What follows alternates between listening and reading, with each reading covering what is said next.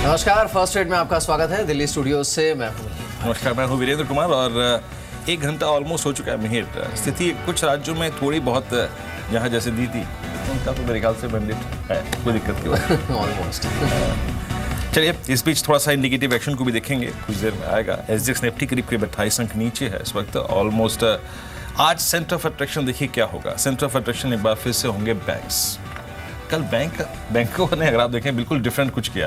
I mean PNB 5,000 crore रुपए का bottom line का, आई मीन जब मैं देख रहा था Mihir loss, I can't believe कि वो आंकड़ा था, लेकिन उसके बाद स्टॉक डी हाई पे हुआ। लेकिन आज जो पंजाब सरकार ने 5,000 करोड़ रुपए के राइट ऑफ की बात करी है तो उसका इंपैक्ट डेफिनेटली बैंकिंग पे पड़ेगा।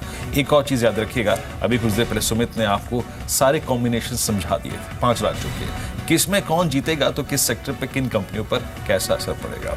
और एक और चीज़ आई थिंक जिस पे शायद इनफैक्ट हम फोकस करेंगे, लेकिन उससे पहले अगर आप देखें आपकी स्क्रीन पर निफ्टी करीब 27 अंकों पर, एलएनटी करीब 21 अंक नीचे, 21 रुपये नीचे, सेंसेक्स लगभग 31 अंकों पर कारोबार कर रहा है। तो इंडेक्सेस अगर आप देखें एसजीएक्स निफ्टी में जो है फॉर द टाइमिंग वो एटलीस्ट नहीं दिखा रहे हैं। बीएचएल करीब 1 रुपये ऊपर, बीपीसीएल करीब 3 रुपये नीचे, करीब 930 के स्तर पे कारोबार करता है। गेल लगभग 3 रुपये ऊपर कारोबार कर रहा है 386 के स्तर पे। मैं फॉरेक्स मार्केट की ओपनिंग का इंतजार कर रहा हूँ। एग्जैक्टली अगर आप देखें जो हमने कल क्रिटिकल लेवल्स ब्रीच करे हैं उसके बाद आज क्या है 6697 के अगेंस्ट ऑलमोस्ट 6750। दैट मीन्स अब क्रिटिकल लेवल्स को हम तोड़कर मिहिर ट्रेड कर रहे हैं।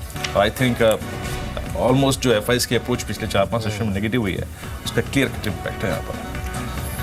जी हाँ, बिल्कुल। चलिए जल्दी से ये देख लेते हैं कि आज ब्रोकरेज हाउसेस की रिपोर्ट क्या है और साथ ही मूडीज, क्योंकि इन्होंने एक वार्निंग बिल इशू की है यूएस फेड को लेकर। साक्षी, मॉर्निंग टू यू, बताइए।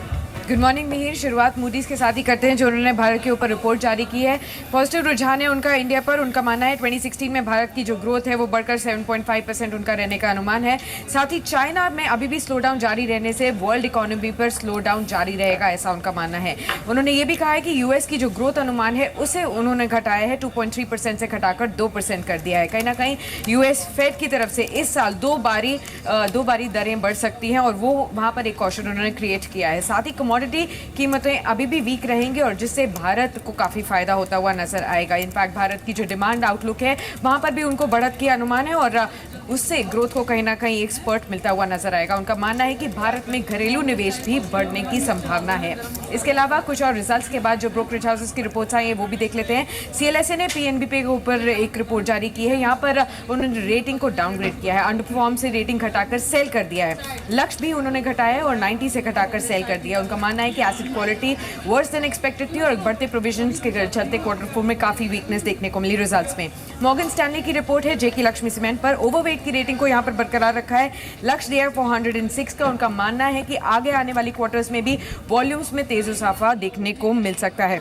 औरोबिंदो फार्मा की अगर बात करें तो क्रेडिट स्विस ने यहाँ पर एक रिपोर्ट जारी की है, आउट परफॉर्म रेटिंग को बरकरार रखा है। उनका ये भी मानना है कि FY16 में कंपनी 25 प्रोडक्ट्स जो लॉन्च किए हैं उसका कहीं ना कहीं फायदा आगे आने वाली तिमाहियों में भी देखने को मिल सकता है। चलिए, ये अगर आप देखें हाउस व्यूज थे, लेकिन मैं जैसे कि कह रहा था और शायद मेरे को वक्त नहीं मिला उस वक्त बात करने का, फॉरेक्स मार्केट में जो उथल पुथल हुई है ना, जो उठापटक हुई है, इसको थोड़ा सा सीरियसली लीजिएगा। आई थिंक मैं हरी आपका एक टिप्पणी चाहूँगा यहाँ पे शॉर्ट में। फॉरेक्स मार्केट में आप देखिए ऑलमोस्ट हमने 67 को ब्रीच करके ट्रेड करना शुरू कर दिया है। 67.14 और 14 अगर आप देखें 67, ये जो स्क्रीन है अब देखिए, ये लाइव रेट है और काफी गिरावट के साथ रुपया खुला है। 67.15 का लेवल इस समय रॉयटर्स पर देखने को मिल रहा है। 16 मार्च के बाद सबसे खराब लेवल है। 67 के नीचे फिसला है रुपया इस समय। कैश में एफआईएस का पैसा बाहर निकल रहा है और इनफैक्ट हरी जिस प्रकार की अनवाइंडिंग उनकी इंडेक्स फ्यूचर्स में और स्टॉक फ्यूचर्स में है, आपको क्या लगता है कि ये प्रेशर कुछ दिनों रहेगा और अभी? नहीं, बिल्कुल। आई थिंक जो काफ़ी हद तक एफआईएस है मिहिर, वो दो चीज़ों के लिए थोड़ा सेफ प्ले कर रहे हैं। पहली बात तो ये है कि वो नहीं चाहते कि स्टेट इलेक्शंस के जो रिजल्ट्स आएंगे आज उसमें कोई नेगेटिव सरप्राइजेस हो, और उसके लिए आई थिंक काफ़ी हद तक एफआईएस ने अपना पोजीशंस को हेज करके रखा है। दूसरी बात ये भी है कि जो यूएस में फेड रेट हाइक की बात कर रहे हैं, तो माना जाता है कि जून में तो नहीं होगा, पर शायद से सितंबर या नवंबर में उम्मीद जताई जा रही है कि शायद से 25 बेसिस पॉइंट्स बढ़ाया जा सकता है। तो इन दोनों बातों को नजर रखते हुए I think FIIs are playing it a little safe. शायद वो साइडलाइंस पे है, कुछ अपने जो इंक्रीमेंटल एक्सपोजर है उसे अनवाइंड कर रहे हैं। तो मेरे ख्याल से जो एफआईएस का प्रेशर है वो मार्केट में फिलहाल बना रहेगा। बिल्कुल बिल्कुल। रुपए पर नजर रखनी पड़ेगी। 67 वॉलेटिलिटी अब देखिए, कभी 67.12, कभी 67.15, 67.17 इस तरह से। लेकिन इस बीच इंडिकेटिव टिक्स में इस चीज़ पर नजर रखिएगा कि कुछ कुछ स्टॉक्स जो कि जिनका सीधा ताल्लुकात है चुनाव के नतीजों से, वहां पर इम्पैक्ट देखने को मिल रहा है। इस पर बातचीत करेंगे, लेकिन पहले आज चुनाव के नतीजों के दिन फास्ट मनी में हमारी पिक्स क्या थी, रिव्यू कर लेते हैं।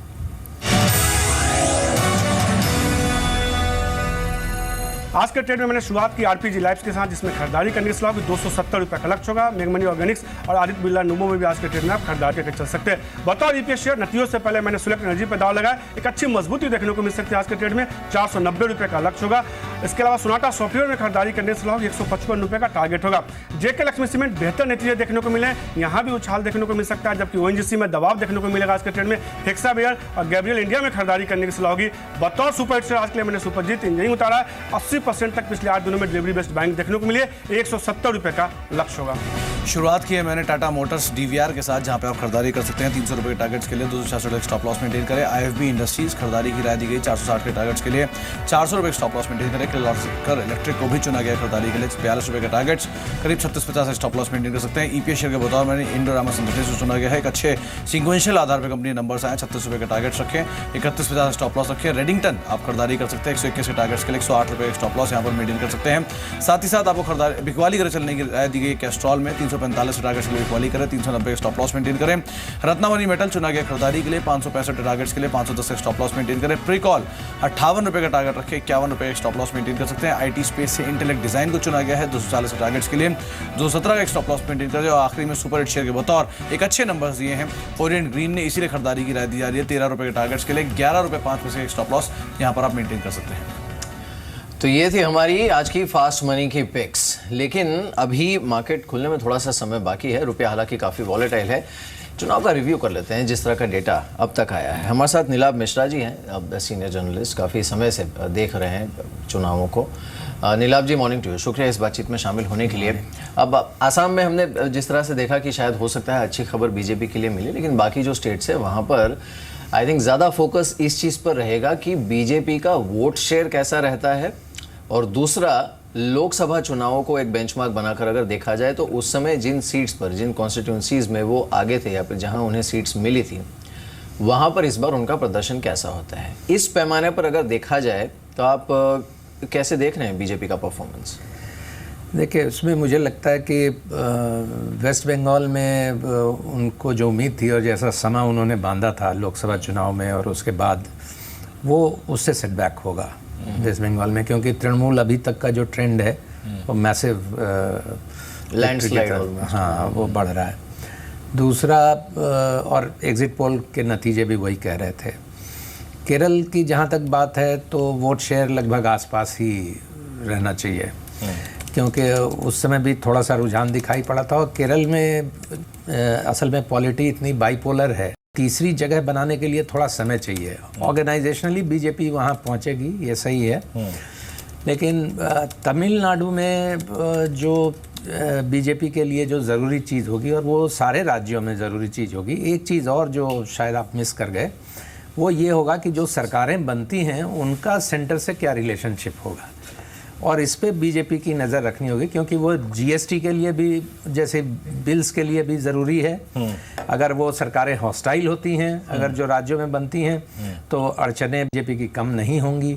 और अगर किसी तरीके से सरकारें बीजेपी के पक्ष की बनती हैं, भले ही कोई रीजनल पार्टी हो, तो उसका फ़ायदा बीजेपी उठाना चाहेगी अपने बिल्स पास कराने में, जिसमें जीएसटी एक अहम फिलहाल आपको क्या लगता है? I mean, अगर ठीक है ममता बनर्जी तो तय है वहाँ पे, तमिलनाडु में एआईडीएमके, और साथ ही साथ असम में खुद उनका अगर आप देखें सत्ता पे काबिज होना, एग्जैक्टली नरेंद्र मोदी का मजबूत होना, केंद्र का मजबूत होना और महत्वपूर्ण बिल्स का पास होना, आई मीन इन कॉम्बिनेशंस के साथ क्या पॉसिबल है सर?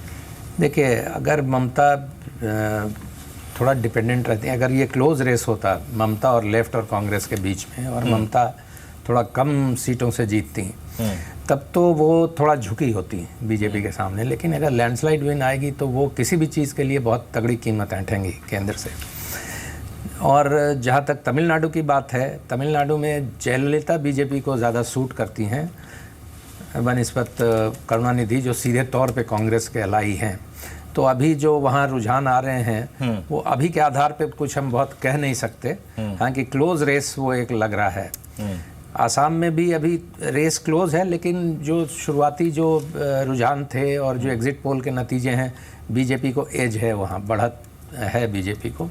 और अभी भी जो हम देख रहे हैं, पांडिचेरी इस मामले में एक छोटा सा राज्य है जहाँ ज़्यादा कुछ होना नहीं है। हालांकि वो अभी तक कांग्रेस और वो कांग्रेसी वहाँ अपेक्षित भी है शायद।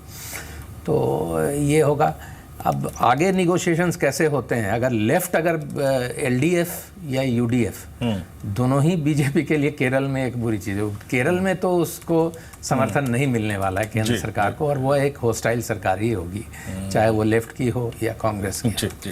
चलिए थोड़ा सा इनफैक्ट कुछ डिस्कशन को अगर आप देखें थोड़ा चेंज करते हैं और कुछ और महत्वपूर्ण अगर आप देखें मुद्दों पर बात करते हैं। बीजेपी का मानना है कि चुनाव में हार जीत शायद आई थिंक इस चुनाव के पर्सपेक्टिव वो कहते हैं कि लगी रहेगी, लेकिन ज़्यादा असर सरकार के और केंद्र सरकार के कामकाज पर उसका नहीं पड़ेगा। जी बिजनेस से खास बातचीत में रोड ट्रांसपोर्ट और हाईवे मिनिस्टर नितिन गडकरी का मानना है कि असम में बीजेपी को अच्छी जीत की उम्मीद भी है और सरकारी योजनाओं को जनता तक पहुँचाना हमारी प्राथमिकता भी होगी।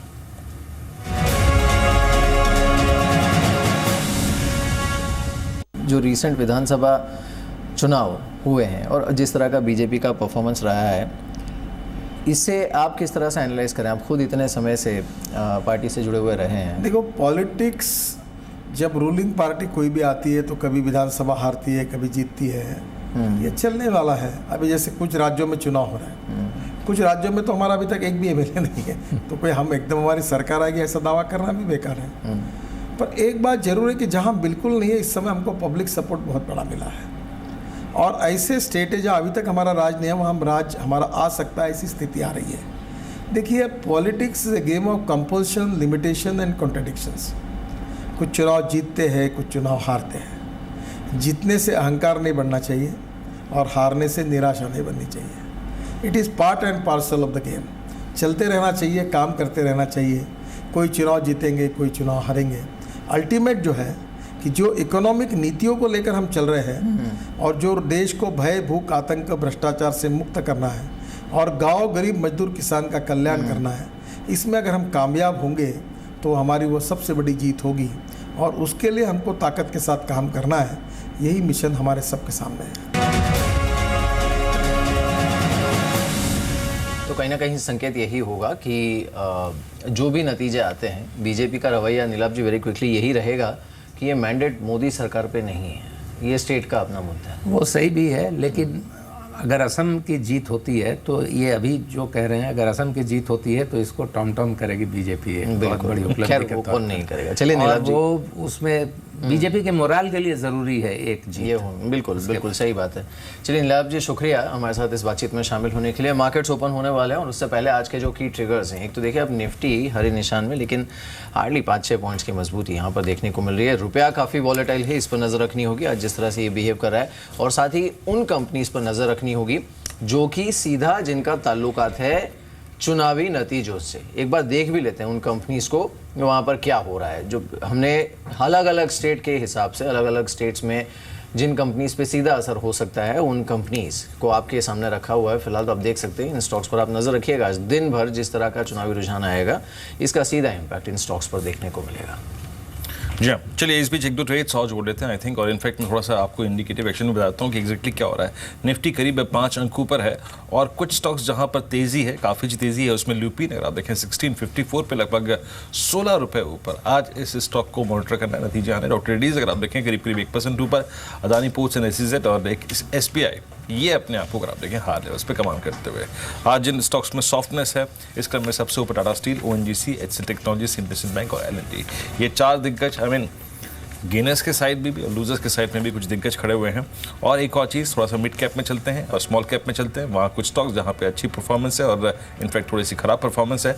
एक एल्स्टॉम इंडिया को देखिए 1.5% ऊपर कारोबार करता हुआ, उसके बाद माइनस इनफैक्ट इनको देखते रहिएगा। एक ट्रेड पूछूंगा आपसे जो जोड़ना चाहेंगे आप। आशियाना हाउसिंग करीब 3% ऊपर, 4 रुपये की तेज़ी यहाँ पर दिखाई दे रही है। बालकृष्ण इंडस्ट्रीज लगभग 4% ऊपर 698 के स्तर पे। और अगर आप देखें कुछ स्टॉक्स जहाँ पे वाइल्ड स्विंग है, कॉर्पोरेशन बैंक को देखिए 2.25 रुपये नीचे, आई थिंक 37 के स्तर पे 1 रुपये की गिरावट यहाँ पर है। और ड्रेजिंग कॉर्पोरेशन है करीब 2.5% ऊपर कारोबार करता हुआ 400 के स्तर पे।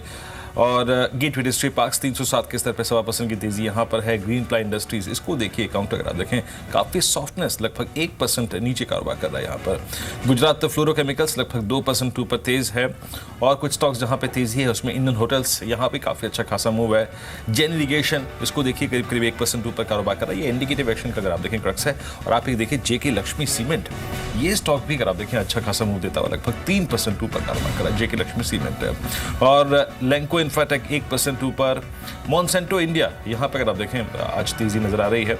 और एक दो स्टॉक्स जहाँ पे तेज है, रोल्टा इंडिया अगर आप देखें मिड कैप आईटी में, ये भी ठीक ठाक कारोबार कर रहा है। शोभा लिमिटेड, टाटा टेली सर्विसेज, ये एक छोटा स्टॉक है जो इस वक्त थोड़ा सा तेजी के साथ कारोबार कर रहा है।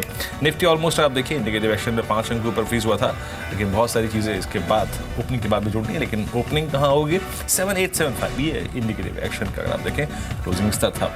निफ्टी ऑलमोस्ट आप देखिए तो इस वक्त आपकी स्क्रीन पर 11 पॉइंट नीचे। मेरे आंकड़े आप थोड़ा लेट आते हैं, लेकिन 18 पॉइंट नीचे निफ्टी इस समय ट्रेड करते हुए। निफ्टी 7850 के नीचे फिसला है ओपनिंग में। 7850 के नीचे निफ्टी 22 पॉइंट नीचे, अब 25 पॉइंट नीचे निफ्टी इस समय ट्रेड करते हुए। 7845 का लेवल इस समय देखने को मिल रहा है। स्टॉक्स जहां पर इस समय रुझान अच्छा देखने को मिल रहा है इस गिरावट के बावजूद, पहले उन स्टॉक्स को देख लेते हैं। निफ्टी के आउट परफॉर्मर्स में ल्यूपिन 1% ऊपर है, बॉश 1% ऊपर, Yes Bank, Doctor Reddy's, Tata Motors का DVR, Tata Motors, Power Grid, Tata Power, BPCL, ये कुछ काउंटर्स हैं जहां पर हरा निशान देखने को मिल रहा है। और निफ्टी अभी भी 7850 के साथ आंख मिचोली खेलते हुए 21 अंकों की गिरावट देखने को मिल रही है। लेकिन प्रेशर जहां पर जिन स्टॉक्स पर देखने को मिल रहा है इसमें ओएनजीसी करीब 1% नीचे है, Ambuja Cements, Bank of Baroda, Tech Mahindra, IndusInd Bank, Asian Paints और भारतीय इंफ्राटेल, ये कुछ काउंटर्स हैं जहां पर नुकसान देखने को मिल रहा है। लेकिन एक बार देख लेते हैं बैंकिंग स्टॉक्स में क्या हो रहा है, बिकॉज पंजाब गवर्नमेंट की तरफ से ये जो कहा गया है कि 5000 करोड़ का राइट ऑफ ऑलमोस्ट करना पड़ सकता है बैंक्स को। उसके बाद आज आप देखिए पीएनबी कल सरप्राइज, लेकिन आज 2% नीचे। कल का जो गेन था वो वाइप ऑफ हो सकता है अगर और 1-1.5% फिसला ये तो, लेकिन फिलहाल 2% नीचे पीएनबी है। एसबीआई को देख लेते हैं एक बार, एसबीआई पर क्या हो रहा है। पंजाब एंड सिंध बैंक इस बीच करीब 1% ऊपर है, एसबीआई आधे % नीचे इस समय ट्रेड करते हुए 179 का लेवल। और देखना होगा कैस्ट्रॉल में इस बीच एक ब्लॉक डील हुई है, काउंटर करीब 2.5% नीचे इस समय ट्रेड करते हुए। लेकिन शुरुआती दौर में आप देखिए 6 करोड़ शेयर्स ने हाथ बदले हैं कैस्ट्रॉल पर, 6 करोड़ शेयर्स ने। अभी इसके और डिटेल्स निकालेंगे, लेकिन निफ्टी शुरुआती दौर में 7850 के नीचे इस समय ट्रेड करते हुए। जी हाँ, चलिए इनफैक्ट हरी अब मैं थोड़ा सा स्टॉक स्पेसिफिक बात करूंगा। निफ्टी बैंक आपकी स्क्रीन पर है, साथ ही साथ इस बीच एक आप देखिए आई मीन इस चुनाव का तमिलनाडु में अगर आप देखें विभिन्न पार्टियों द्वारा जो शायद स्टेटमेंट्स दिए गए थे इन टर्म्स ऑफ आई थिंक उनकी पॉलिसी क्या होगी लिक्कर को लेकर, शराब को लेकर। आइए देखते हैं उसका इम्पैक्ट क्या पड़ रहा है आपकी स्क्रीन पर। ग्लोबल स्पिरिट्स आपकी स्क्रीन पर फ्लैट, टिलक इंडस्ट्रीज बिल्कुल फ्लैट, यूनाइटेड स्पिरिट्स इस वक्त लगभग 9 रुपये ऊपर कारोबार कर रहा है, रेडिको खेतान इस वक्त बिल्कुल फ्लैट कारोबार कर रहा है, बेवरेज आपकी स्क्रीन पर आप देखें 4 रुपये नीचे कारोबार कर रहा है। और आप इस बीच देखिए 2 स्टॉक्स में आपको और दिखाऊंगा। सन टीवी इस वक्त 5.5% नीचे, लगभग 23 रुपये की गिरावट है। शायद अब तक जो रुझान है वो एक क्लियर कट मैंडेट नहीं दे रहे हैं। इस स्टॉक जिसका एक पर्टिकुलर घराने से अगर आप देखें इनफैक्ट सरोकार है, और राज टीवी हालांकि अगर आप देखें डिफरेंट है। आपकी स्क्रीन पर आप देखें तमिलनाडु में जो रुझान है इस वक्त AIDMK 31, अभी एज पर द ट्रेंड अभी उनको 2 सीटों का नुकसान है जो उनके लास्ट आंकड़े थे, और DMK लगभग 20 है। लेकिन Raj TV I think is doing something different, ये कुछ अलग अलग कर रहा है। लेकिन हाँ ये ज़रूर है कि ये जो पूरी रैली हमने सन टीवी पर देखी थी उसकी हवा निकल सकती है आज अगर वाकई हम, अभी खैर रुझान है थोड़ा और 1 आध घंटे में देखेंगे क्या होता है। लेकिन और कुछ काउंटर्स देखिए आउट परफॉर्मेंस में टाटा मेटालिक्स है, ये करीब 10% ऊपर 185 पर। ये टाटा ग्रुप के जो आउट परफॉर्मर्स हैं उसमें से ये सबसे आगे है इस समय, करीब 10% ऊपर टाटा मेटालिक्स का काउंटर। लेकिन आप देखिए इसने पूरे हफ्ते में 57% का रिटर्न डिलीवर किया है, 57% का रिटर्न पूरे हफ्ते में, एंड स्टिल काउंटिंग। आज भी करीब 10% ऊपर 185 पर इस समय टाटा मेटालिक्स ट्रेड करते हुए। अरे ऑब्वियसली आज थोड़ा वॉलेटाइल रहेगा दिन मार्केट के लिए भी, as it will factor in the numbers और चुनावी नतीजे। लेकिन ओपनिंग जिस तरह की हुई है, रुपए पर जिस तरह का प्रेशर देखने को मिला है, आप क्या कहेंगे आज की ओपनिंग पर? देखिए मेरे ख्याल से 2 चीज़ मार्केट्स पे प्ले करेंगे। पहली बात तो ये कि ग्लोबल क्यूज कैसे रहेंगे। यूएस मार्केट्स देखेंगे तो US markets definitely I think strong oil numbers के कारण, ऑयल प्राइसेस के कारण थोड़ा स्ट्रॉन्ग था। पर आई थिंक ओवरऑल जहाँ तक एशिया का सवाल है, फेड रेट हाइक को लेके शायद थोड़ा कंसर्न बना रहेगा। तो आई थिंक ग्लोबल क्यूज के जरिए थोड़ा नेगेटिव इम्पैक्ट मार्केट्स में बना रहेगा। जहाँ तक डोमेस्टिक इलेक्शन रिजल्ट्स का सवाल है, आई थिंक मेरे ख्याल से ट्रेंड अभी तक क्लियर नहीं है। शायद only place where trend is clear is Bengal, जहां पे लग रहा है कि साफ तौर पे टीएमसी को एक मेजॉरिटी मिलने वाला है। इसके अलावा बाकी आपको स्टेट्स पे देखोगे तो आई थिंक अभी एक क्लैरिटी नहीं आया, एक क्लियर ट्रेंड दिखाई नहीं दिया। तो जैसे जैसे ट्रेंड आएगा मेरे ख्याल से मार्केट्स का रिएक्शन देखने को मिलेगा। जी, इस बीच अगर आप निफ्टी में देखें, टाटा मोटर्स डीवीआर सबसे ऊपर और लुपिन अगर आप देखें 1658 पर, मानस लुपिन 1657 पे। आई थिंक इसने एक कल परसों में ट्रबल जोन था 1620 1610 उसको पार किया। अभी आपको क्या लगता है 1700 possible on the higher side, बहुत शॉर्ट टर्म पर्सपेक्टिव से, इंट्राडे पर्सपेक्टिव से? बिल्कुल, देखिए कल एक अहम रेजिस्टेंस स्टॉक ने ब्रेक किया है और मैं समझता हूँ कि 200 दिनों का मूविंग एवरेज अब स्टॉक टेस्ट करना चाहिए, जो कि 1703 के आसपास है। तो बिल्कुल एक ट्रेडिंग अपॉर्चुनिटी बनती है जहां पर आपके स्टॉप लॉसेस 1635 के नीचे होंगे। बिल्कुल, कुछ और आउट परफॉर्मेंस चलिए देख लेते हैं इस बीच, जहां पर वॉल्यूम्स के साथ अच्छी बढ़त देखने को मिल रही है। अगर एनएसई के टॉप गेनर्स की लिस्ट को आप देखें, एक तो वी मार्ट रिटेल है, ये काउंटर करीब 14% ऊपर है, volumes could have been better. Universal Cable और एक कंपनी है जहां पर 12% का मूव देखने को मिला है। पोची राजू इंडस्ट्रीज यहाँ पर 13% का मूव देखने को मिला है। लेकिन अच्छे क्वालिटी स्टॉक्स में टाटा मेटालिक्स है, जो कि आज भी करीब 10% ऊपर इस समय ट्रेड कर रहा है। कुछ और काउंटर्स को अगर हम देखें जहां पर अच्छा मूव इस समय देखने को मिल रहा है, इसमें एक तो इंडिया बुल्स होलसेल, यहाँ पर करीब 5% का मूव है। स्टोर वन रिटेल 5% ऊपर इस समय ट्रेड करते हुए।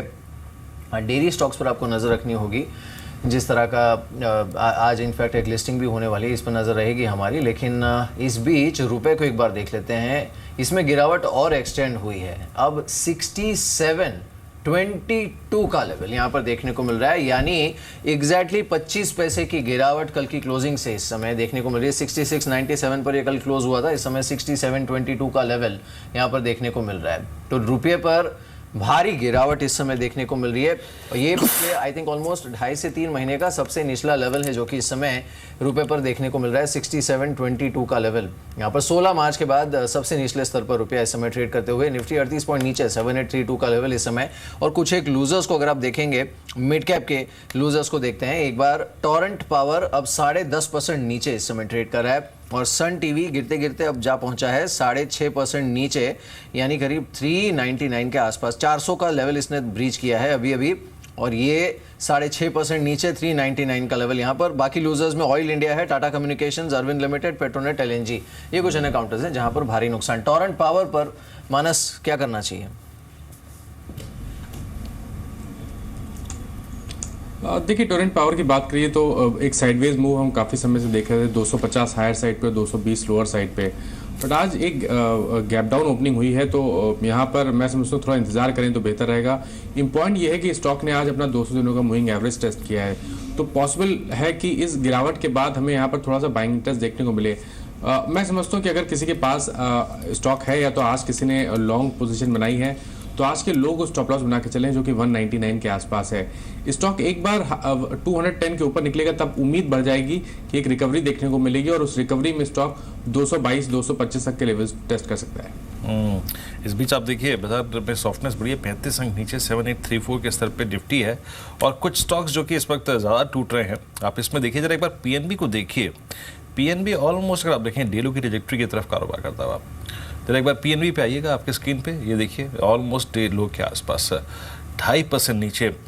आई मीन मान लीजिए कि मैं 70-75 की रेंज में होल्ड भी कर रहा हूँ स्टॉक को, और आई थिंक मैं ये सोच रहा था कि शायद नंबर्स ख़राब रहेंगे, लेकिन शायद आपके, मेरे और इनफैक्ट किसी की भी बिलीव से कहीं ज़्यादा ये ख़राब थे आंकड़े।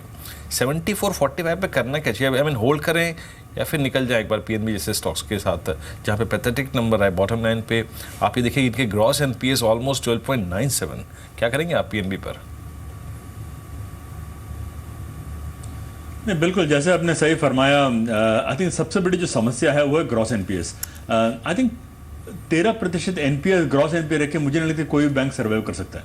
I think it is never happened. आप चाइना देखो या कोरिया देखो, 13 से 15% एनपीएस तब होते हैं जब एंटायर बैंकिंग सेक्टर क्राइसिस में होता है। और आज आई थिंक जब 13% एनपीएस है तो पीएनबी का भाव शायद न चाहे 74 हो या 24 रुपये भी हो, मैं खरीदने की सलाह नहीं दूंगा। मेरे ख्याल से at this point it is highly I won't say it is overpriced, but it is impossible to assess what is the right price. तो यदि आपके पास स्टॉक है तो आप मेहरबानी करके बाहर निकल जाइए, और यदि आपको इन्वेस्टमेंट करना है तो आई think don't invest till there is clarity on the NPA front. बिल्कुल।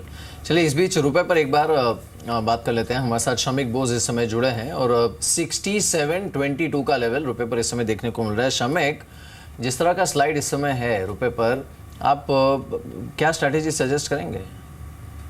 देखिए, काफी दिन से हम लोग देख रहे हैं दैट डॉलर रुपये में RBI is doing a flanking move. If it goes around 68.50 they sell the dollar and around 66 they buy the dollar. But per se, rupee dollar has broadly reflected the US dollar index moves along with certain issues concerning India.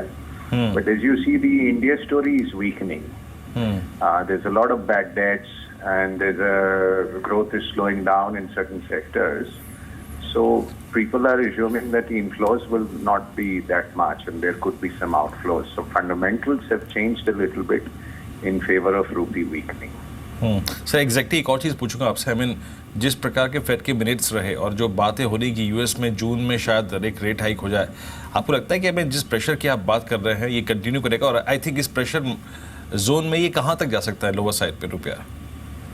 देखिए, 3-4 pressure हैं that if US does a rate hike, it might put the US dollar and dollar index higher, but in a presidential cycle, historically, dollar weakens. Plus, after the Shanghai G20 meet, a lot of them are following this negative interest rate policy. So the US is, going up relative to euro and yen, and I think the euro will weaken further. So keeping these interplays in mind, the rupee on its own can be kept up to 68.50, 69. But because of the Indian situation, the growth story getting dampened and outflows and so on, and the bank high debts, etc. But on the relative to the external story, if the dollar index strengthens too much, if US rates hikes its rates in June, which is definitely a possibility as you mentioned, and if the euro weakens further, these interplays would mean it could threaten 70, and that move can happen very quickly, especially if the yuan continues to yuan. The Chinese continue to weaken the yuan. Also, India will also have to, that push the rupee down to compete in the export market, which is pretty sluggish also. So when the मंदी में मंदी होता है तो weakness में और weakness आपको दिखाई देगी। चलिए सर, बहुत बहुत शुक्रिया इस पूरी बातचीत के लिए, अपना टेक रुपए पर रखने के लिए। तो फॉरेक्स मार्केट में अगर आप देखें इस वक्त एक्सट्रीम वीकनेस है, ऑलमोस्ट 25 पैसे भारतीय रुपये कमज़ोर हो चुका है ओपनिंग के बाद से लेकर। आईटी आपके स्क्रीन पर आप देखें फॉर द टाइमिंग। एक बार प्लीज़ ज़रा सारे के सारे आईटी काउंटर्स दिखाइए एग्जैक्टली क्या कर रहे हैं वो इस वक्त। आईटी इंडेक्स ऑलमोस्ट 38 अंक नीचे डे लो की ट्रैजेक्टरी में कारोबार कर रहा है इस वक्त। और अगर आप इन्फोसिस को देखें वो ऑलमोस्ट 1200 के क्रिटिकल लेवल पे, टीसीएस करीब 2532 पे 15 रुपये अगर आप देखें तो ऑलमोस्ट नीचे है। एचसीएल टेक्नोलॉजीज में सॉफ्टनेस नजर आ रही है।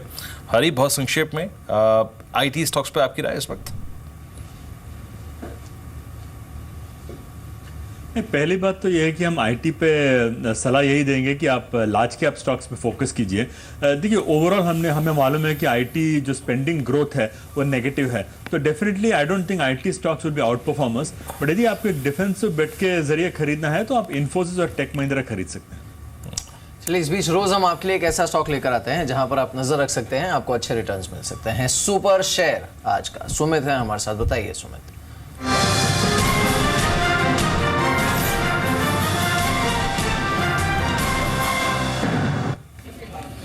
शुक्रिया मेहर। आज जो शेयर चुना गया है वो केमिकल स्पेस से है, दीपक नाइट्राइट को चुना गया है। ये शेयर पहले ही बताया गया था, लेकिन इसके जो टारगेट्स थे वो अचीव हो चुके हैं और अब नए टारगेट्स के लिए एक रिपोर्ट भी आई है, रादर रिजल्ट्स आए। रिजल्ट्स के बाद री रेटिंग हुई स्टॉक की।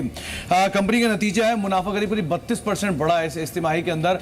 वाई ग्राउंड्स पे कंपनी के नंबर्स की मैं बात कर रहा हूँ। ऑपरेटिंग प्रॉफिट भी करीब 33%, ये सीक्वेंशियल ग्राउंड्स पर, यानी कि वाई में भी और क्यू में भी कंपनी के नंबर्स दोनों ही ग्राउंड्स पे काफी बेहतर देखने को मिले थे। इंटरेस्ट कॉस्ट को कंपनी लगातार रिड्यूस कर रही है और ऑलमोस्ट अब नेग्लिजिबल इंटरेस्ट कॉस्ट की तरफ पहुंच चुकी है, यानी कि अपने डेट को फर्दर कंपनी ऑलमोस्ट खत्म करने की कगार पे है। कंपनी पास कैश काफी साउंड है, करीब 8 से 9 रुपए के आसपास ही कैश ईपीएस है। 3 मेजर बिजनेस से कंपनी कामकाज करती है, स्पेशलिटी केमिकल्स के अंदर, एपीआई के लिए, इनपुट बनाने के लिए और एडवांस व्हाइटनर के लिए। इन तीनों ही कारोबार के मार्जिन और तीनों ही कारोबार की जो ग्रोथ है उन दोनों में एक अच्छा सुधार देखने को मिला और वो गोइंग फॉरवर्ड माना जा रहा है कि और बेहतर रह सकता है। कंपनी के जो मार्जिन है उनमें लगातार इंप्रूवमेंट देखने को मिल रहा है। एक अच्छे ऑर्डर भी कंपनी इसी कारोबार के अंदर डिस्पेंस करते हुए दिखाई पड़ रही है। इसके अलावा शेयर बुक वैल्यू के आसपास ही कामकाज कर रहा है और बुक वैल्यू के करीब होना अपने आप में एक वैल्यू भी शो करता है। वैल्यूएशन के लिहाज से भी देखा जाए तो FY18 के लिए जो एक ईपीएस दी जा रही है करीब करीब 11 रुपए के आसपास है और 6.5 के मल्टीपल पे शेयर कामकाज कर रहा है।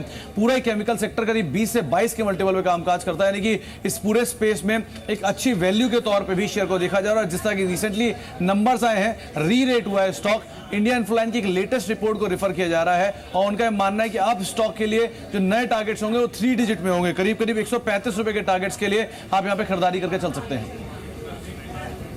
बिल्कुल 15% ऊपर दीपक नाइट्राइट इस समय 88.35 का लेवल, अच्छा खासा ट्रैक्शन देखने को मिल रहा है यहाँ पर इस काउंटर पर। मानस क्या सलाह होगी आपकी?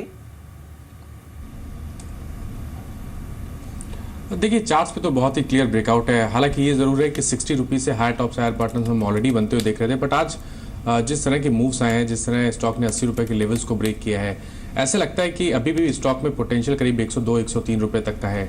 इसलिए मेरी राय में छोटी सी गिरावट देखने को मिली 85 और 82 की रेंज में स्टॉक आए तो वहां पर खरीदारी करें और अपना स्टॉप लॉस 75 के नीचे रखें।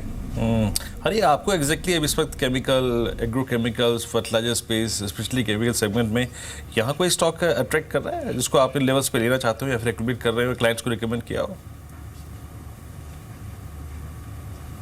देखिए एंटर एग्रोकेम स्पेस में एक स्टॉक है यूनाइटेड फॉस्फोरस जो यूपीएल के नाम से जाना जाता है।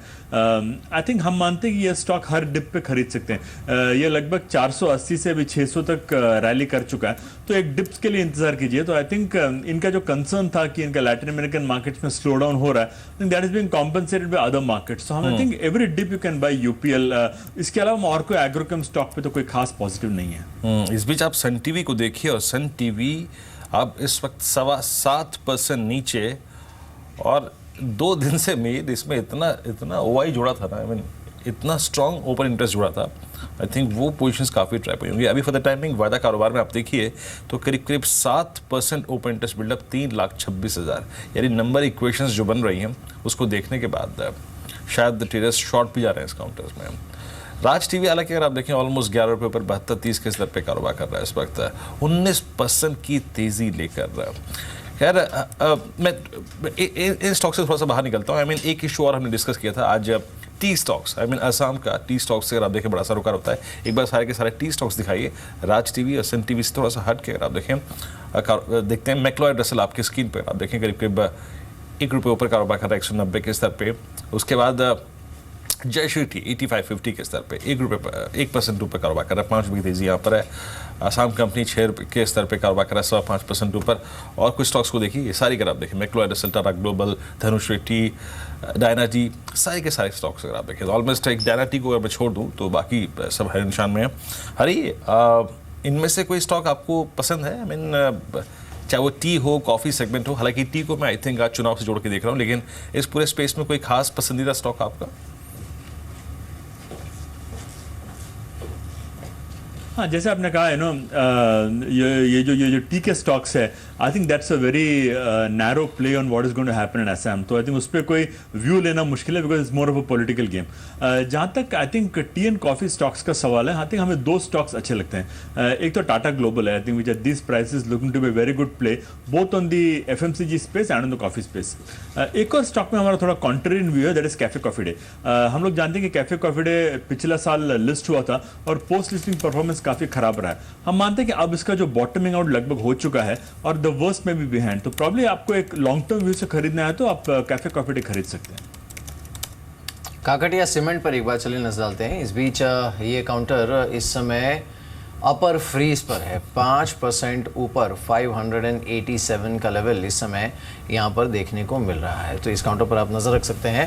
लेकिन एक बार जल्दी से ये देख लेते हैं, एटलीस्ट जहाँ पर क्लियर रुझान देखने को मिल रहा है उसमें आप देखिए, जैसे बंगाल है, यहाँ पर टीएमसी को क्लियर कट लीड है, ऑलमोस्ट लैंडस्लाइड लीड, यहाँ पर 119 सीटों पर आगे है आउट ऑफ 294।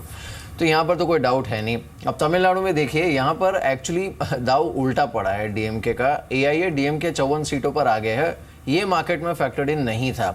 तो ये डेफिनेटली जैसे जैसे फर्म रिजल्ट्स आएंगे इसका इम्पैक्ट देखने को मिलेगा। और आसाम में एक्सपेक्टेड लाइंस पर मूव है, तो बीजेपी 38 सीटों पर आगे है। और आज बीजेपी के लिए सबसे बड़ी स्टोरी अगर बेचने के लिए कोई होगी तो आसाम ही होगी कि हमने नॉर्थ ईस्ट में एंट्री कर ली है। मोदी जी जब आए तो उनका फोकस था नॉर्थ ईस्ट पे। नॉर्थ ईस्ट के लिए कल गडकरी जी भी बता रहे थे, स्पेशल प्रोग्राम उन्होंने लॉन्च किया हुआ है रोड कंस्ट्रक्शन का, हाईवे डेवलपमेंट का। तो ये सारी चीजें यानी बीजेपी खुलकर ये बोल पाएगी कि हमारा जो डेवलपमेंट का एजेंडा है वो काम कर रहा है और इसके जरिए हम नए स्टेट्स में एंट्री कर रहे हैं। एक पूरा का पूरा जोन जो जिससे वो इनफैक्ट बहुत दूर थे अब तक, नॉर्थ ईस्ट, उनके लिए एक एंट्री गेट है ये। बिल्कुल बिल्कुल। आई थिंक इसकी एक पॉलिटिकल इंपॉर्टेंस है भी। हरी, आप इसको कैसे देखते हैं? मीन आसाम में बीजेपी की जीत एग्जैक्टली मेरे ख्याल से दो चीजें देखना चाहिए। पहली बात, असम में बीजेपी जीतती है या नहीं, और दूसरी बात बंगाल में बीजेपी खाता खोलती है या नहीं। See, if they are able to open their account in waste Bengal, मैं मानता हूं कि एक बहुत इंपॉर्टेंट ट्रेंड है, क्योंकि historically BJP has been non existent as far as West Bengal is concern. और असम फिर भी छोटी स्टेट है, वेस्ट बंगाल स्टेट भी बड़ी है, और even in terms of importance it is much greater. तो मैं मानता हूं कि Assam is definitely important, but if they are able to open their account in waste Bengal with a good, let's say vote share of about 12 to 14%, मेरे ख्याल से उसका महत्व बहुत है। इसका मतलब यह है कि जो बीजेपी की ब्रॉड फिलॉसफी है, that is now getting an appeal in the east. I think that will give them a kind of a platform to expand their presence in the entire east and the north east. बिल्कुल। चलिए, इस बीच हमारे साथ और एक खास मेहमान जुड़े हैं, भारतीय जनता पार्टी के प्रवक्ता GVL नरसिम्हा राव इस समय हमारे साथ बीजेपी हेडक्वार्टर से जुड़े हैं, उनसे बात करते हैं। Mister Rao, morning to you, शुक्रिया इस बातचीत में शामिल होने के लिए। And first of all congratulation. Assam में अब तक तो आपकी पार्टी जो रुझान आए हैं उसमें एक्सपेक्टेड लाइंस पर अच्छा आउट परफॉर्म करी, और ये एक बहुत बड़ा एंट्री पॉइंट आपके लिए हो सकता है नॉर्थ ईस्ट में। प्रधानमंत्री का फोकस भी रहा है नॉर्थ ईस्ट पर। ओवरऑल अब तक जिस तरह के रुझान हैं, आप इससे कितने संतुष्ट हैं मिस्टर राव? अभी शुरुआती रुझान लगभग हमारे आंकलन के मुताबिक हैं, और एग्जिट पोल्स ने जैसा अनुमान लगाया लगभग वैसे ही इसी दृष्टिकोण से इसी डायरेक्शन में रिजल्ट्स जाते दिख रहे हैं। पर लेकिन और थोड़ा समय इंतजार करना पड़ेगा फाइनल नतीजे स्पष्ट होने में। पर लेकिन असम में हमारी सरकार सब स्पष्ट रूप से बनती दिख रही है।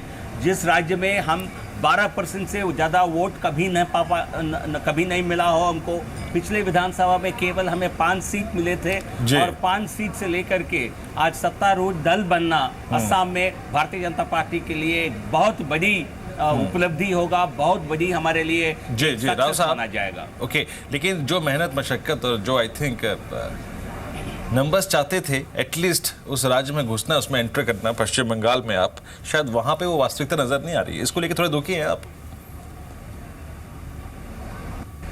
देखिए, कुछ राज्य ऐसे हैं, किसी ये 5 राज्य जिनमें चुनाव आज हो रहे हैं, जिनके नतीजे आज आ रहे हैं, ये इनमें 824 विधानसभा क्षेत्र है, और 824 विधानसभा क्षेत्र में भारतीय जनता पार्टी के पास केवल 5 सीट थे 2011 में, पिछले चुनाव में। तो इसलिए हमारे लिए, और वेस्ट बंगाल में हमने एक भी सीट नहीं जीता था पिछले चुनाव में, केरल में कभी हम आज तक एक सीट नहीं जीते हैं, तमिलनाडु में भी हमने कोई सीट नहीं जीत पाए पिछले बार। तो इसलिए हमारे लिए प्रमाण ये होगा कि हमारी वोट कितना बढ़ता है इन राज्यों में, क्योंकि सीटों में तब्दील करने के लिए कुछ समय लगेगा, बट लेकिन हमारी वोट शेयर और पार्टी एक्सपेंशन होता है। हम इसको एक हमारे लिए एक वर्क इन प्रोग्रेस मानेंगे, क्योंकि 2019 लोकसभा हमारे सही लक्ष्य है, और उस लक्ष्य को हासिल करने में ये हमारे लिए उपयोगी साबित होंगे, ऐसे ही हम मानते हैं। बिल्कुल। चलिए, हमारे साथ मुकेश नायक भी हैं इस समय भोपाल से, कांग्रेस के प्रवक्ता। Mister Naik, morning to you, शुक्रिया इस बातचीत में शामिल होने के लिए। तो अब तक के जो रुझान है एक्सपेक्टेड लाइंस पर है, लेकिन बस एक ही इसमें खतरा है कि कुछ हद तक, खासकर आसाम जैसे राज्यों में, आप देखिए जिस तरह से अब तक के रुझान आए, it clearly shows a cause of concern for Congress. और बाकी कुछ राज्य ऐसे हैं जहां पर एटलीस्ट अब तक जो रुझान आए हैं उसमें कांग्रेस कुछ हद तक इरेलेवेंट लग रही है, specially in states like Tamil Nadu. क्या कहना चाहेंगे?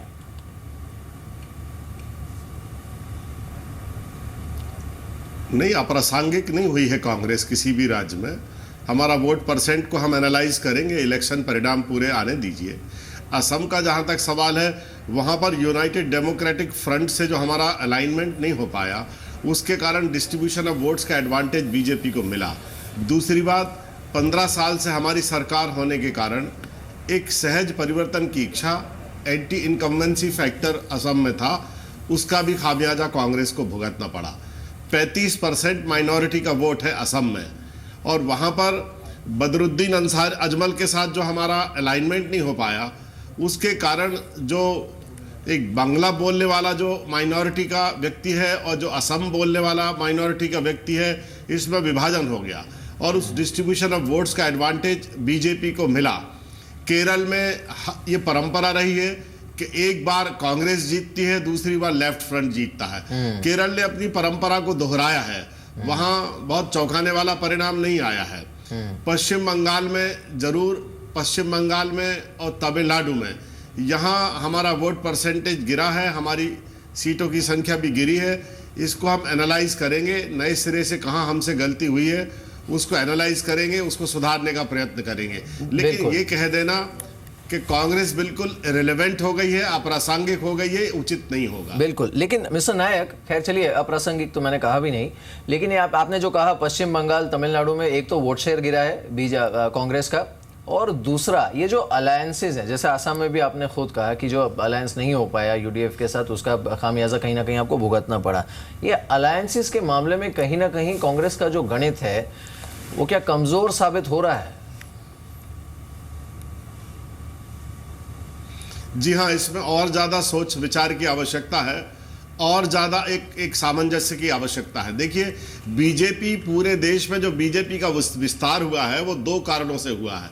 पहला कारण है जो पोलराइजेशन, और दूसरा कारण है डिस्ट्रीब्यूशन ऑफ वोट्स का एडवांटेज। वो मतों के विभाजन का एडवांटेज कैसे ले, इस गणित को बहुत अच्छे से जानते हैं और उसका इस्तेमाल भी पिछले दिनों अच्छे ढंग से करते रहे हैं। हमें इस सामंजस्य को और बढ़ाना होगा, इस स्ट्रैटेजिकल अंडरस्टैंडिंग को और बढ़ाना होगा रीजनल पार्टीज के साथ। दूसरी चीज, जो लोकसभा में बीजेपी का वोट परसेंटेज था, वो दिलचस्प होगा देखना कि विधानसभा में उसमें क्या अंतर आया है, बढ़ोतरी हुई है या कम हुआ है। क्योंकि जिस तरह से बिहार और दिल्ली के चुनाव में बीजेपी का वोट परसेंट लोकसभा की तुलना में गिरा है, वो बहुत गुणात्मक है, बहुत ही निराशाजनक है।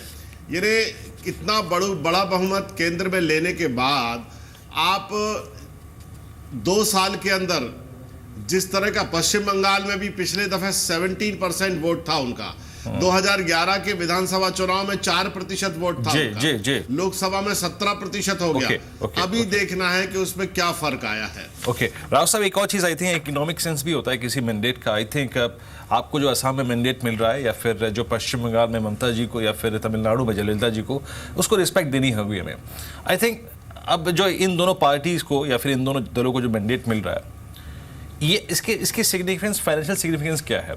क्या आप लोग इनसे तालमेल बिठाने की कोशिश करेंगे और वो तालमेल अल्टीमेटली महत्वपूर्ण बिलों को लेकर, जैसे कि जीएसटी, वो पास कराने में आप सक्षम रहेंगे? अब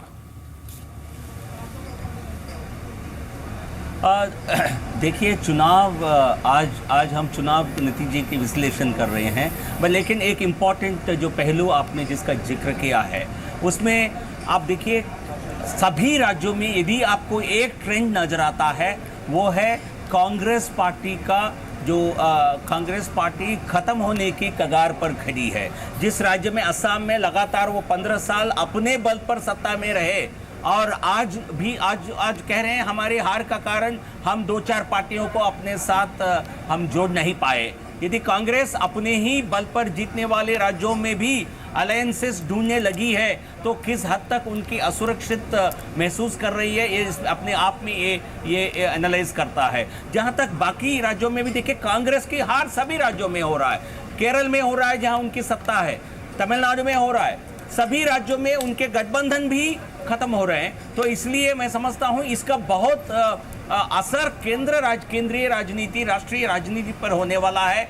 कांग्रेस जो एक नेगेटिव फोर्स के रूप में जो काम कर रहा था लेजिस्लेटिव फ्रंट पर, जिस प्रकार जीएसटी को रोका, जिस प्रकार बाकी सारे लेजिस्लेशन को राज्यसभा में रोकने की जो कांग्रेस किया है, वो उनकी ताकत मैं समझता हूं कुछ हद तक वो खत्म हो जाएगी और कांग्रेस किसी अन्य पार्टी को प्रभावित करने की स्थिति में नहीं रहेगी, क्योंकि सभी पार्टियां चाहेंगे। वो कांग्रेस पार्टी भी हमारी तरह एक क्षेत्रीय पार्टी बन गई है, तो इसलिए मैं समझता हूं कांग्रेस पार्टी को जो वो आदर मिलता था, जो उनकी शक्ति जो उनके पास थी, वो खत्म हो जाएगी।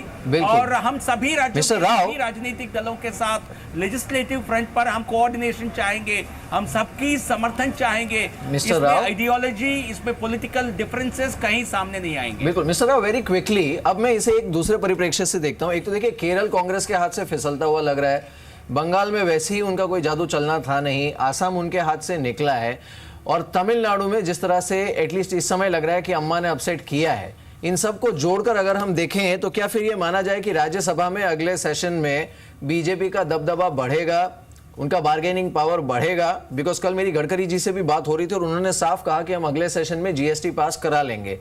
तो ये जो सपना है, जो कि प्रधानमंत्री ने भी कहा था संसद में भी अपने भाषण में, वो अब साकार होता दिख रहा है आपको अगले सेशन में? अब देखिए, कुछ राज्यसभा इनमें से कुछ राज्यों में अभी दो तीन महीने पहले ही राज्यसभा चुनाव संपन्न हो गए थे। असम में और केरल में उसका लाभ कांग्रेस को मिला था। सत्ता हाथ से निकलने के पहले ही उन्होंने कुछ राज्यसभा में अपने सीट पाने में सक्षम हुए हैं, उनके पक्ष में गया है वो। बट लेकिन मैं एक ओवरऑल बीजेपी की स्ट्रेंथ बढ़ने वाली है अगले सेशन में। इस महीने के अंत में या अगले महीने की शुरुआत में जो इलेक्शंस है राज्यसभा के, उसके बाद हमारी स्ट्रेंथ बढ़ेगी। बट इसके साथ साथ जिस प्रकार नेगेटिव पॉलिटिक्स नकार रहे हैं, कांग्रेस पार्टी की एक नेगेटिव डेवलपमेंट पॉलिटिक्स जो चली है इस देश में, कुछ भी बीजेपी कर रही है उसको रोकना चाहिए। ये नेगेटिव पॉलिटिक्स का असर है आज के नतीजे एक दृष्टिकोण से देखे तो इसलिए मैं समझता हूं कांग्रेस भी खुद चौकन्नी होकर कुछ पॉजिटिव पॉलिटिक्स की तरफ हाथ बढ़ाने की कोशिश करेगी, ऐसा मेरा विचार है। राव साहब, बहुत बहुत शुक्रिया आपका इस पूरी बातचीत के लिए, और नायक साहब आपके बहुत बहुत शुक्रिया, आप इस चर्चा में शामिल हुए। चलिए अब एक बार फिर से लौटते हैं बाजार की तरफ और निफ्टी को एग्जैक्टली देखते हैं। निफ्टी आपकी स्क्रीन पर आप देखें करीब करीब 0.5% नीचे कारोबार कर रहा है। हरी, आपका एक आखिरी टेक चाहूँगा मैं। इनफैक्ट हमारे साथ अब बातचीत करने के लिए ब्रिजेश सिंह भी हैं। ब्रिजेश टेक्निकल एनालिस्ट हैं। ब्रिजेश, टेक्निकली आपको इस वक्त बाजार कैसा लग रहा है? और आई थिंक हम एक बार फिर से सपोर्ट ट्रैजेक्टरी के पास हैं। कल भी यहीं से घूमे थे, आज वहीं एक बार फिर से आके खड़े हैं। अभी निफ्टी पर आप क्या करेंगे और बैंक निफ्टी पर आप क्या करेंगे? Good morning Virendra ji. देखिए, ओवरऑल अगर हम कल का निफ्टी का अगर हम ट्रेंड देखें तो निफ्टी समवेयर ऑन 7,810 7,812 के आसपास में लो बना, उसके बाद में समवेयर अराउंड 7,850 के आसपास में था। लगभग ऑलमोस्ट कल के आखिरी हाफ एन आवर के सेशन से पहले तक इसी एक दायरे में घूम रहा था। After that it has breakout, और आज भी लगभग उसी के दायरे में ही दोबारा आने की कोशिश में है। नीचे में लगभग जैसे मेरा मानना है 7,770 का एक सपोर्ट एक है, उसके ऊपर अगर हम देखें तो 7,810 और 12 का आसपास है। तो somewhere trading near the support zone only. अगर कोई डिप आता है, इन केस अगर निफ्टी ब्रेक करता है 7,800, तो वही 7,770 का स्टॉप लॉस लेके बाई करने की सलाह रहेगी। And again we will look for somewhere on 7,840 followed by 7,880 odd level. बिल्कुल। चलिए मिस्टर राव, बहुत बहुत शुक्रिया हमारे साथ इस बातचीत में शामिल होने के लिए। मिस्टर नायक, आपका भी शुक्रिया, हमारे साथ भोपाल से जुड़े थे। लेकिन अब हमारे साथ वीके शर्मा जुड़े हैं, उनसे बात करते हैं। Mister Sharma, morning to you. At least एक चीज़ तो तय है, और मैं इसे बाजार के परिप्रेक्ष्य से आप देख रहा हूँ। देखिए, एक तो केरल निकला है कांग्रेस के हाथ से, आसाम तो खैर रुझानों से लगी रहा है कि उनके हाथ से निकला है, बंगाल में, तमिलनाडु में, पुडुचेरी ठीक है एक छोटा राज्य है, लेकिन बंगाल में या फिर तमिलनाडु में भी उनका जो अलायंसेस का इक्वेशन था वो कोई ठीक बैठा नहीं, वो रिफ्लेक्ट हो भी रहा है यहाँ पे। लेकिन तमिलनाडु में अम्मा ने जिस तरह से अपसेट करते हुए एटलीस्ट इस समय तो दिख रही है रुझान में, आसाम में बीजेपी का जो परफॉर्मेंस रहा है, अब इन सबको जोड़कर अगर हम देखें, क्या मार्केट इस चीज से रिलीफ लेगा कि एटलीस्ट राज्यसभा में बीजेपी का सरदर्द कुछ हद तक कम हो सकता है? जी बिल्कुल आपने सही बात की है। मैं समझता हूँ कि इन इलेक्शंस को मैं इस दृष्टि से ज़्यादा देखूंगा कि किस कॉन्फिडेंस के साथ जो बीजेपी है वो दूसरे पंजाब के अंदर या उसके बाद में यूपी के अंदर किस कॉन्फिडेंस के साथ लड़ेगी। तो आसाम के अंदर जो उसके नंबर्स आ रहे हैं वो अच्छी बात है, कॉन्फिडेंस को देंगे। बाकी अन्य स्टॉक्स को एक बार नहीं देखते हैं, पर राज्यसभा के अंदर जो एक बार उनकी स्ट्रेंथ, तो ऑब्वियसली जो बाइनरी इलेक्शंस होंगे अभी जून के अंदर, उनके बाद उनकी नंबर्स तो बढ़ेंगे ही, लेकिन ज़्यादा इंपॉर्टेंट बात यह है कि वो कॉन्फिडेंस अभी बीजेपी को आ जाएगा कि न सिर्फ कोई भी ऑपोजिशन पार्टी, कांग्रेस को छोड़ के कोई भी ऑपोजिशन पार्टी सीधी खड़े होकर उसको अपोज नहीं करेगी, लेफ्ट के और कांग्रेस के अलावा। तो उनके जो नंबर्स हैं वो 82 के नीचे आ जाएंगे नई राज्यसभा जो गठित होगी उसके अंदर, और वो नंबर जब 82 आ जाएंगे तो बहुत इंपॉर्टेंट है, क्योंकि 2/3 of the members present and voting वो भी एक कंडीशन है, और 51% of the members of Rajya Sabha, दोनों कंडीशंस हैं, तो दोनों फुलफिल होती हैं। तो उसके अंदर 82 अगर आपके ऑपोजिशन में रहते हैं तो आपका जीएसटी बिल पास होना ही है। और ये अगर नंबर अरिथमेटिक पूरा नहीं भी हो, कोई कमी उसमें रह जाए, तो मेरा ये मानना है कि जिस तरह की धमकी दी है हमारे फाइनेंस मिनिस्टर ने, ये कह के कि भैया वरना पार्लियामेंट्री प्रोसीजर लिया जाएगा जिसके तहत आप लोकसभा और राज्यसभा की एक जॉइंट सेशन बुलाएंगे, उसके अंदर ये पास होगा। तो मेरे ख्याल से जीएसटी बिल पास होगा, इसमें कोई दो राय है ही नहीं, और इससे जो है सरकार को कॉन्फिडेंस ही मिलेगा। तो मैं इन रिजल्ट्स को और आने वाले जो कदम उठाएगी सरकार, उनको पॉजिटिव दृष्टि से देखता हूँ। शर्मा साहब, अभी थोड़ा सा इलेक्शन से बाहर निकलते हैं, अभी थोड़ा सा डेटा को मैच्योर होने देते हैं, फिर बात करेंगे। लेकिन अभी आप देखिए, चाहे वो यूएस मार्केट हो, और उसका इनफैक्ट वहाँ पर रेट हाइक की पॉसिबिलिटी जून में, और आई थिंक उसका पूरा का पूरा सिवियर इम्पैक्ट आपको आज करेंसी दिखाई दे रहा है। ऑलमोस्ट इंडियन रुपये आज 25 पैसे कमज़ोर है। आपको क्या लगता है कि ये एक नया प्रेशर जोन इंडियन मार्केट्स के लिए या फिर वर्ल्ड फाइनेंशियल मार्केट्स के लिए बन रहा है क्या? जी ये जो प्रेशर बन रहा है वो अकेली अपने भारतीय बाज़ारों पे नहीं, बल्कि पूरी इमर्जिंग मार्केट्स के ऊपर ही बन रहा है। और उसका कारण यही कि अभी जो डेटा आया, अगर हम देखें रिटेल सेल्स का, तो वो जो रिटेल सेल्स की जो नंबर आया वो काफ़ी स्ट्रॉन्ग आया, और पिछले महीने की भी जो रिटेल सेल्स के नंबर थे उनको बढ़ा के पेश किया गया। तो ये डेटा था, अच्छा था। ऊपर से जो इन्फ्लेशन का जो डेटा है, जो कंज्यूमर प्राइसेस को देखते हैं, तो उसके अंदर फेड उसको नज़दीकी से देखता है, और वहाँ पे भी जो ग्रोथ है वो 2.2% आया। और फेड जिस चीज़ को नज़दीकी से और नज़दीकी से देखता है, जिसको हम PCE बोलते हैं, वो भी बढ़ के 1.6% पे आया।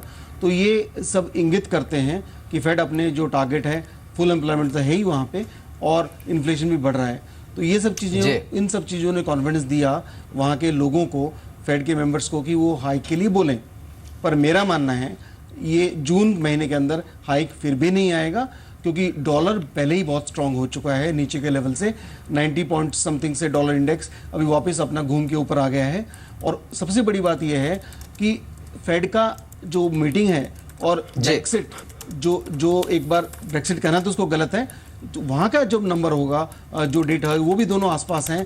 तो उस दृष्टि से अगर ब्रिटेन बाहर निकल गया तो डॉलर और भी रैली करेगा। तो ऐसे वक्त के अंदर यूएस की इकोनॉमी और भी खस्ता हालत हो जाएगी, एक्सपोर्ट्स और भी गिर जाएंगे। तो इस वजह से मेरा ये मानना है कि फेड हाइक की गलती नहीं करेगा। जी चलिए, फेड की तो बात कर लेंगे, लेकिन एक बार फिर से इस समय देख लेते हैं कि लॉजिस्टिक स्टॉक्स में क्या हो रहा है। क्योंकि अब देखिए, जीएसटी क्लियर होने की प्रबल संभावना, जिस तरह के चुनावी रुझान है, उसके बाद ये अपने आप में एक बड़ा ट्रिगर साबित हो सकता है। इनफैक्ट कल हमने गडकरी जी से बात की थी, उन्होंने जैसे कहा, जितना कॉन्फिडेंटली, आई थिंक कुछ गेम प्लान तो है। और ये इनफैक्ट मार्केट के लिहाज से अगर देखा जाए तो एक बहुत बड़ा फेस सेवर बीजेपी के लिए भी इस तरह से साबित होगा कि दिल्ली के नतीजों के बाद और बिहार के नतीजों के बाद जो क्वेश्चन मार्क उठा था वो एक्चुअली नरेंद्र मोदी की पॉलिसीज पर और लीडरशिप पर उठा था।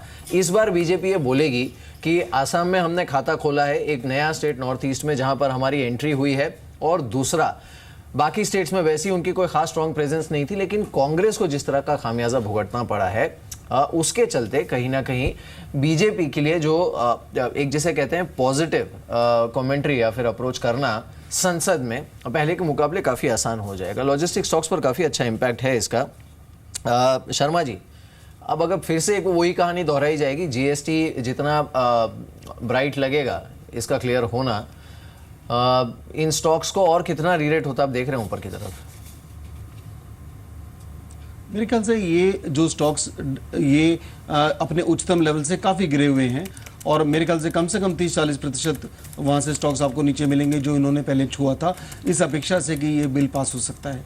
तो ऐसे मौके पे ये कह पाना कि यहाँ से बिल पास होने के पहले आप 20 से 25% की वृद्धि इन स्टॉक्स में देख सकते हैं, तो कोई अतिशयोक्ति नहीं होगी।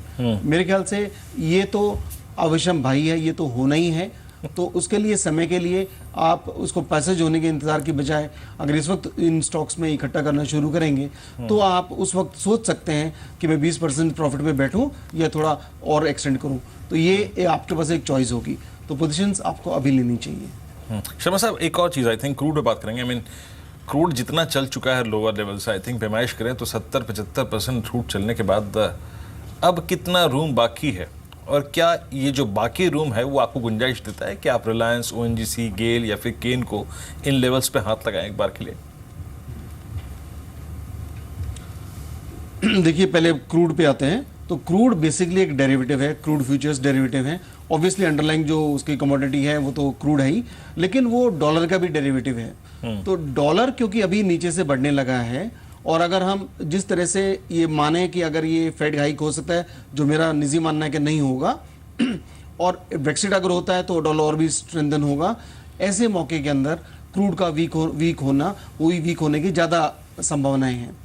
इस वक्त जो क्रूड बढ़ रहा है वो एसेंशियली इसलिए कि जो शॉर्टेज है, जो आपका प्रोडक्शन की शॉर्टेज आई है कनाडा में और अफ्रीकन कंट्रीज़ में, उसके तहत है। ये थोड़ा चल सकता है लंबा, लेकिन इसी के बलबूते पे आप उसको क्रूड को ऊपर लेके नहीं जा सकते।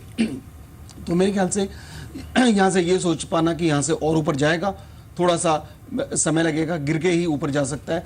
सीधा जा पाना मुझे अब लगता है कि एक बार यहाँ पे प्रॉफिट बुकिंग करनी चाहिए। तो क्योंकि क्रूड नीचे जा रहा है तो जो इसकी जो कंपनीज हैं जो लिस्टेड हैं भारतीय बाजारों के अंदर, उनके अंदर हमारा कॉन्फिडेंस कोई बहुत ज़्यादा बढ़ता दिखाई नहीं देता है। इस बीच आप इनफैक्ट मिहिर जो जिक्र कर रहे थे गति, ये लॉजिस्टिक्स का गति को देखिए आप। गति इस वक्त 125 पे डे हाई पर।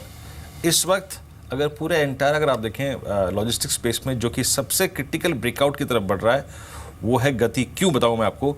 याद रखिए, ये जनवरी, फरवरी, मार्च, अप्रैल और मई, यानी ऑलमोस्ट में 5 महीने के हाइस को, यानी आप जिस पॉसिबिलिटी, जिस इक्वेशन और आई थिंक नंबर गेम की बात कर रहे थे वो है बाजार के जहन में। गति इस वक्त 125 पे ऑलमोस्ट डे हाई पे। I think with in the basket of logistics इस वक्त का सबसे डिसेंट ब्रेकआउट, प्राइस ब्रेकआउट आपकी स्क्रीन पे है। शर्मा साहब, आप लॉजिस्टिक्स को प्ले करेंगे या फिर एटलीस्ट थोड़ा सा पैसा डालना चाहेंगे लॉजिस्टिक्स में? अब नहीं, मैं ये पहले बता दूं साफ तौर पे कि हमारा अपना रिकमेंडेशन गति पे फिलहाल नहीं है। पहले हमने काफ़ी नीचे के लेवल पे दिया था और इस वक्त ये कह सकता हूँ कि गति भी इस पूरे एपिसोड में पार्टिसिपेट करेगा। इसके जो पॉजिटिव्स हैं तो अन्य जो कंपनीज हैं जो इस बिजनेस में हैं वो भी पार्टिसिपेट करेंगी। और इनफैक्ट सरकारी जो कंपनियां हैं, जो कंटेनर्स जैसी और जो रेल कंपनियां चलती हैं, जहाँ पे सरकारी उनके ऊपर जो रेल कंपनियां चलती हैं सरकारी ट्रैक्स के ऊपर, उन कंपनियों को भी इसका फ़ायदा होगा। तो इसमें एज अ सेगमेंट आप इस सेक्टर में एक्सपोजर बना लीजिए। जो अगर आपने पहले बेच दिया था इसको वापस बनाने का समय आ गया है। बिल्कुल।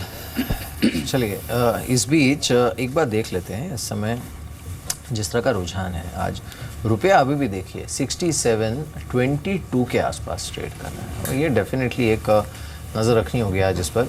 खैर, जैसे जैसे रिजल्ट्स आएंगे देखते हैं क्या होता है। इस बीच आज पराग मिल्क की लिस्टिंग भी होने वाली है और क्या लिस्टिंग होगी, 1/4% ऊपर।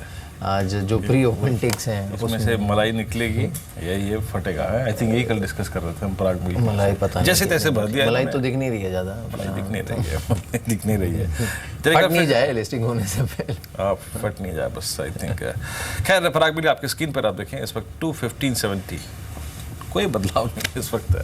आई मीन जैसे वो तो कहते हैं ना कि पहली मालूम चल गया था मिहिर, जिस प्रकार से ये पूरी प्रोसीडिंग चल रही थी इस IPO की, कि ये बहुत अच्छी लिस्टिंग नहीं होगी। और आई थिंक इसका सीधे सीधे जो प्रीवियस लिस्टिंग हुई थी, इक्विटास की हुई थी, उज्जैन फाइनेंशियल सर्विसेज की हुई थी, उससे कंपेयर करना भी गलत था मेरे। नहीं बिल्कुल, वो तो अब क्वालिटी वाइज भी गलत था वो, और वो खैर दिख भी रहा है जिस तरह की लिस्टिंग की उम्मीद बनी हुई है यहाँ पर। हाल की लिस्टिंग्स अब देखिए यहाँ पर रुझान जिस तरह का देखने को मिल रहा है, एटलीस्ट जो इशू प्राइस है उससे बहुत बड़ा नुकसान कहीं झेलना नहीं पड़ा इन्वेस्टर्स को। लेकिन हो सकता है कि पराग मिल्क में देखना पड़ेगा क्या होता है। आई won't say anything right now, लेकिन हाँ इस समय 215 के आसपास।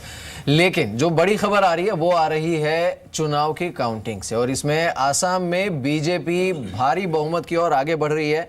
पश्चिम बंगाल में Mamata Banerjee is looking at a landslide victory. यहाँ पर जो कांग्रेस की रणनीति थी वो बिल्कुल काम नहीं आई। अपसेट जो देखने को मिला है वो तमिलनाडु में देखने को मिला है, और यहाँ पर डेफिनेटली अम्मा ने जो फ्रीबीज बांटी थी वो डेफिनेटली इसका इम्पैक्ट देखने को मिला है। लेकिन ये अच्छी खबर बीजेपी के लिए साबित हो सकता है राज्यसभा में लेवरेज के एंगल से। और साथ ही केरला, यहाँ पर जिस तरह से कांग्रेस का प्रदर्शन रहा है, हालांकि Congress is putting up a brave face और कह रही है कि वहाँ पर यही ट्रेंड रहा है, ऑल्टरनेट पार्टीज जो हैं उनको हमेशा वोट मिलता है, और इसके चलते हर बार सरकारें बदलती है। वहाँ ये कहने के लिए ठीक है, लेकिन अभी ट्रेंड में ही 14 सीटों का नुकसान तो कांग्रेस को देखने को मिल रहा है, जबकि CPI जो है उन्हें 13 सीटों का फायदा, यानी जो कांग्रेस से निकला है वो सीधा CPI के खाते में गया है। तो ये इम्पॉर्टेंट ट्रेंड है, और ये डेफिनेटली कहीं ना कहीं राज्यसभा में कांग्रेस पर दबाव को भी बढ़ाएगा। लेकिन आप सीधे स्क्रीन पर इस समय दृश्य देख रहे हैं पराग मिल्क की लिस्टिंग के, जो कि सीधे बॉम्बे स्टॉक एक्सचेंज से आ रहे हैं, लेकिन इस समय को बहुत अच्छी लिस्टिंग के संकेत नहीं है।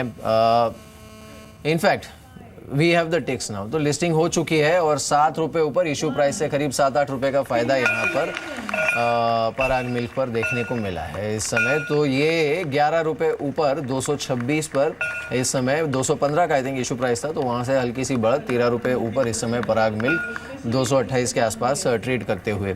लेकिन आज की जो बड़ी बेट है वो डेफिनेटली है GST रिलेटेड स्टॉक्स, और इस पर आपको नजर रखनी चाहिए। लॉजिस्टिक स्टॉक्स पर यहाँ पर बहुत अच्छा रुझान देखने को मिला।